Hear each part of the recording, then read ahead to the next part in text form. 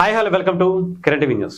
Telugu cinema ఇండస్ట్రీలో రాజాసాబ్కి ముఖ్యంగా తెలుగు రాష్ట్రాల్లో థియేటర్స్ దొరకట్లేదా అనేటువంటి చర్చ సాగుతున్నటువంటి ఈ టైంలో ఆ సినిమాకి సంబంధించి వన్ ఆఫ్ ద ప్రొడ్యూసర్గా ఉన్నటువంటి ఎస్కేఎన్ గారి మాటలు కొన్ని ఆసక్తికరంగా కనిపిస్తున్నాయి. అవి ఏంటి అనేది ఒకసారి మనం విన్నాం, ఆ తర్వాత పెట్టి ఆ ప్రెస్ మీట్ లో అందరి పేర్లు కూడా ఉండాలని కోరుకుంటున్నాను. ఎందుకంటే నాకు ఒక థియేటర్ ఇస్తే ఇప్పుడు తెలుగు సినిమా మార్కెట్ పాన్ ఇండియాకి ఎక్స్పాండ్ అవడానికి మొదటి కారణమైన ప్రభాస్ గారు 5 ఏళ్ల పాటు ఆయన ఒక సినిమా మీద పనిచేశారు. అలాంటి ప్రభాస్ గారి సినిమా వస్తున్నప్పుడు ఇండస్ట్రీ పెద్దలందరూ కూడా కోఆపరేట్ చేస్తారని, అలా కోఆపరేట్ చేసిన వారందరి పేర్లు కూడా ఈ పండగ అయ్యాక నేను చెప్పాలనుకుంటున్నా ఒక ప్రెస్ మీట్ పెట్టి ఆ ప్రెస్ మీట్ లో అందరి పేర్లు కూడా ఉండాలని కోరుకుంటున్నాను. ఎందుకంటే నాకు ఒక థియేటర్ ఇస్తే 100 సార్లు చెప్పుకుంటాను, ఒక థియేటర్ లేకపోతే 200 సార్లు చెప్తాను. అది నా రీజన్. ఎస్కేఎన్ గారు ఎలా మాట్లాడతారో మనందరికీ తెలుసు. ఆయన ప్రొడ్యూసర్గా ఉన్నా కానీ ఆయనలో మంచి రైటరు, ఒక మంచి వక్త ఉంటారు. అందులో ఎటువంటి సందేహం లేదు. చాలా సందర్భాల్లో చెప్పారు. అంటే చాలా మంది కొంతమంది ఆయన్ని ఏ ఎండగా గొడుగు బట్టి అంటే అక్కడికి వెళ్తే అక్కడ పొగుడుతారు, ఇక్కడికి వస్తే ఇక్కడ పొగుడుతారు అని అంటారు. కానీ డెఫినెట్గా అది తెలుగు సినిమాకి ఆయన ఎదుగుతున్నటువంటి తీరికి అది అవసరం, అది అంతే తప్ప ఆయన వేరే విధంగా తీసుకోకూడదు. ఎందుకంటే డెఫినెట్గా ఆయనకు తెలుసు ఎవరి ద్వారా ఆయన వచ్చారు, ఎవరి ద్వారా ఆయన ఈ స్థాయికి వచ్చారు అనేది ఆయన పదే చాలా సందర్భాల్లో చెప్పారు. అది ప్రతిసారి చెప్పుకోవాల్సిన అవసరం లేదు. బట్ ఇప్పుడు ఈ సినిమాకి సంబంధించినటువంటి ఇష్యూ ఏదైతే థియేటర్ల ఇష్యూ వచ్చిందో దీని గురించి ఈయన మాట్లాడినటువంటి మాటకి నేను ఇంకొక ఆడియోని మీకు వినిపిస్తాను. లింక్ అవుతుందో లేదో, సింక్ అవుతుందో లేదో చూడండి. తెలుగు ప్రేక్షకులకు సంక్రాంతిని వారసుని చేయాలనే నా ప్రయత్నం. కానీ బాలకృష్ణ గారికి, చిరంజీవి గారికి ఏపీ తెలంగాణలో ఉన్న థియేటర్లన్నీ వాళ్ళకి రిలీజ్ కావాలి, దాని తర్వాత నా సినిమా రావాలి అనే ఒక పాజిటివ్ దాని ప్రకారమే నిర్ణయం తీసుకున్నాను. ఇప్పుడు మీ స్టాండ్ ఇది దిల్ రాజు గారు మాట్లాడినటువంటి మాటలు. జననాయకన్ అనేటువంటి సినిమాకి తెలుగు రాష్ట్రాల్లో ఎక్కువగా అత్యధిక స్థాయిలో రిలీజ్ చేయడానికి ప్లాన్ చేసుకున్నట్టుగా కనిపించింది. దానికోసం రాజాసాబ్కి ఎక్కువ స్థాయిలో థియేటర్లు ఇవ్వట్లేదు అనేది కొంత మన ఎస్కేఎన్ గారి మాటల్లో అర్థమైనటువంటి పరిస్థితి. సో దీని గురించే సినిమాని పోస్ట్ పోన్ చేస్తున్నాము, పోస్ట్ పోన్ అయ్యింది, చిరంజీవి గారి పేరు చెప్పుకుని, బాలకృష్ణ గారి పేరు చెప్పుకుని ఆయన మాట్లాడినట్టుగా అనిపించింది. అంటే ఒక ఇంటర్నల్ వార్ అయితే సాగుతున్నట్టుగా మనకైతే అనిపిస్తూ ఉంది. ఈవెన్ రీసెంట్గా మనకి నాగవంశీ గారు కూడా ప్రొడ్యూసర్ కౌన్సిల్లో ఆయన కూడా ఒక మెంబర్ అయ్యారు. టికెట్స్ ఇష్యూస్కి సంబంధించి పవన్ కళ్యాణ్ గారు చాలా సందర్భాల్లో అందరూ కలిసి రండి, సినిమా టికెట్ల గురించి కలిసి వచ్చి మాట్లాడినంటే ఎవరు దాదాపు 1 year అయిపోయినా కూడా ఎవరు బయటకు వచ్చి దాని గురించి ఉమ్మడిగా వెళ్ళి మాట్లాడినటువంటి సందర్భం పూర్తి స్థాయిలో లేదని చెప్పాలి.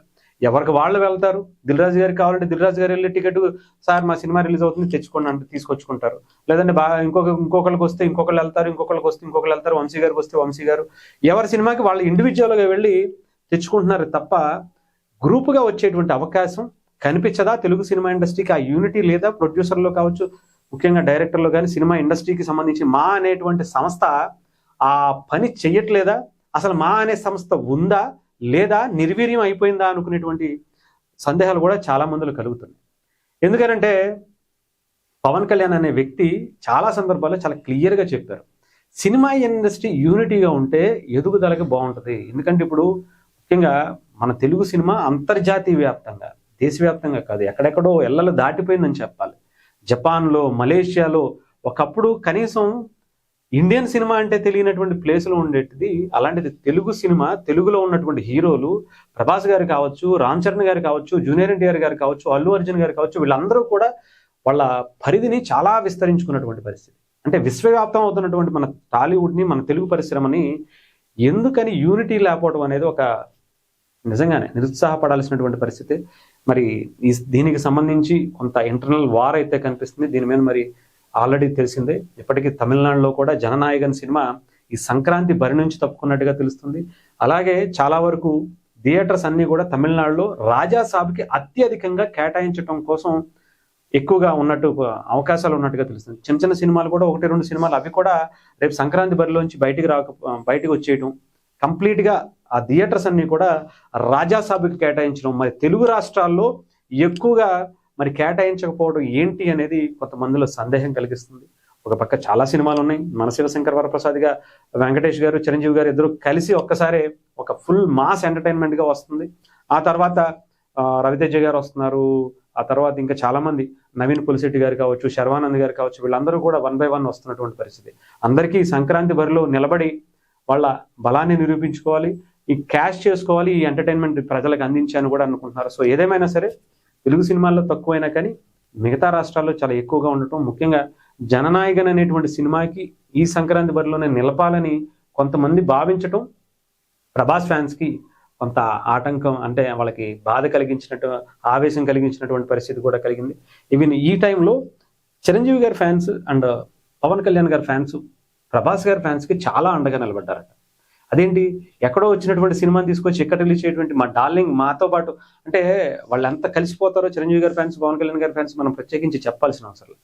అలాంటిది అంటే ఒకళ్ళనంటే ఒకళ్ళు ఇదిగో మా హీరోని అన్నారా మీ హీరోని అన్నారా అనేటువంటి పోటాపోటీ తత్వం ఉండొచ్చేమో, కానీ ఇక్కడ సినిమా ఇండస్ట్రీ పరంగా వచ్చేటప్పటికి మనది అనేటువంటిది వీళ్ళిద్దరు ఫ్యాన్స్లో చాలా ఎక్కువగా కనిపిస్తుంది. సో వీళ్ళిద్దరి కలయిక డెఫినెట్గా వాళ్ళిద్దరూ కూడా వాళ్ళ ప్రభాస్ గారు కావచ్చు, చిరంజీవి గారిని ఎంత సపోర్ట్ చేస్తారో, పవన్ కళ్యాణ్ గారిని అంటే ఎంతలా చూస్తారో, చిరంజీవి గారికి సంబంధించిన మొన్న ఆయన ఒక స్టేట్మెంట్ కూడా ఇచ్చారు.